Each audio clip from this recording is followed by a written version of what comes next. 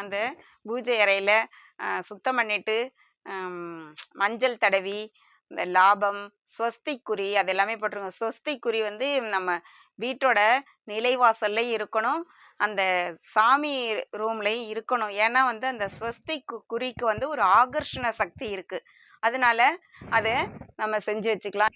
அந்த பிள்ளையார் சுழி, லாபம், ஸ்வஸ்திக் குறி எல்லாமே நம்ம போட்டுக்கிட்டோம் அப்படின்னா அதுக்கு எல்லாமே ஒரு அந்த பிள்ளையார் சுழிக்குமே ஒரு ஆகர்ஷண சக்தி இருக்குது, அந்த ஸ்வஸ்திக்கு குறிக்கும் ஒருமே ஆகர்ஷண சக்தி இருக்குது. அதனால வந்து எந்த விசேஷம் செஞ்சாலுமே நம்ம இது மாதிரி செஞ்சுக்கிறது ரொம்ப.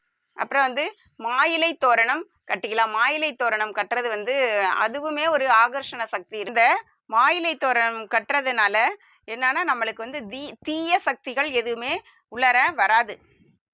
அதனால தான் அந்த மாயிலை கட்டுறது. அந்த மாயிலை கட்டுறதுனால அந்த இலை வந்து காஞ்சி போனாலுமே அதோட சக்தி குறையாது. அதனால அது வந்து காஞ்சாலுமே அது அந்த இடத்துலயே அப்படியே இருக்கலாம். அந்த இலையில பார்த்தீங்கன்னா நான் 21 அப்படிங்கிற எண்ணிக்கையில் வச்சிருக்கிறேன். அந்த 21ங்கிற எண்ணிக்கைக்குமே ஒரு ஆகர்ஷண சக்தி இருக்கு. இந்த சாமி படம்லாம் தொடச்சி பூ போட்டுட்டு,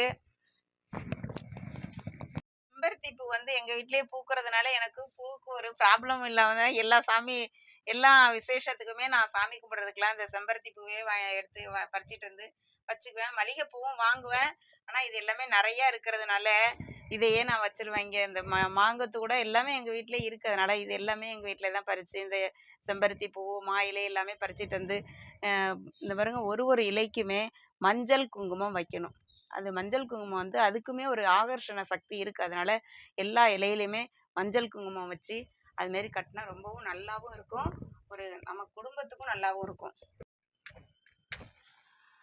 அதுக்கப்புறமா விளக்கேற்றி வச்சுட்டு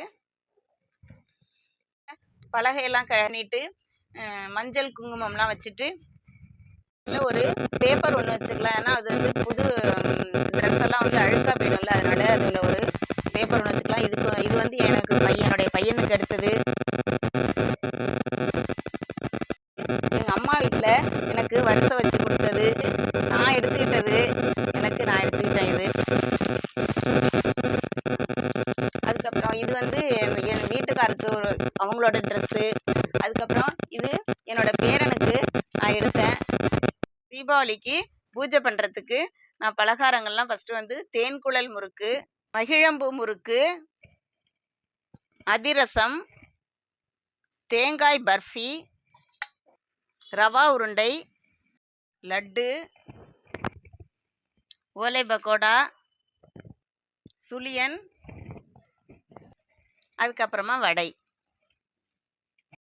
அதுக்கப்புறம் பச்சை பயிறு உருண்டை, அதுக்கப்புறமா இட்லி. இது வந்து இதே என்னன்னு பார்த்தீங்கன்னா வேலைக்கு போகிறதுனால வந்து 2 நாளாக கண்ணு முழிச்சு முடியாமல் செஞ்சு இப்போ எனக்கு ரொம்ப டயர்டாக இருக்குது. அதுக்கப்புறமா பத்தி கொளுத்தி நம்ம வந்து எல்லாத்துக்குமே காட்டிடலாம். எல்லாத்தையுமே பற்றி காட்டிட்டு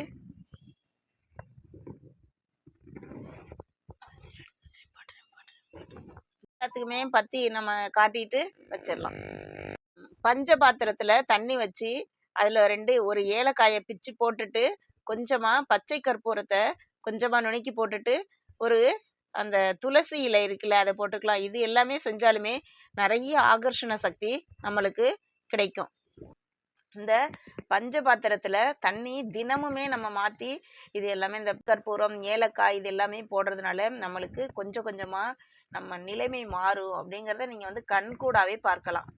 கம்ப்யூட்டர் சாம்பிராணி ஒன்று ஏற்றி வச்சுட்டேன். அதுக்கப்புறமா நம்ம எல்லாத்துக்குமே சூடம் காட்டிடலாம்.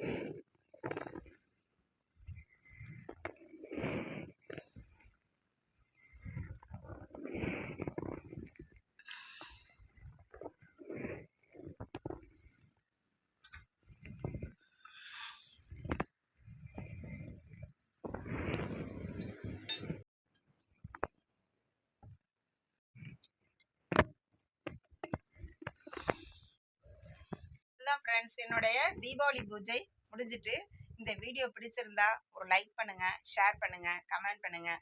ஒருத்தரும் லைக் போட்டிங்க அப்படின்னா தான் அடுத்தடுத்தவங்களுக்கு போயிட்டே இருக்கும். அப்போ தான் நிறையா பேருக்கு இந்த வீடியோ போயிட்டே இருக்கும். அதனால் எல்லாருமே லைக் பண்ணுங்கள், ஷேர் பண்ணுங்கள், கமெண்ட் பண்ணுங்கள். Thank you friends. பாய் பாய்.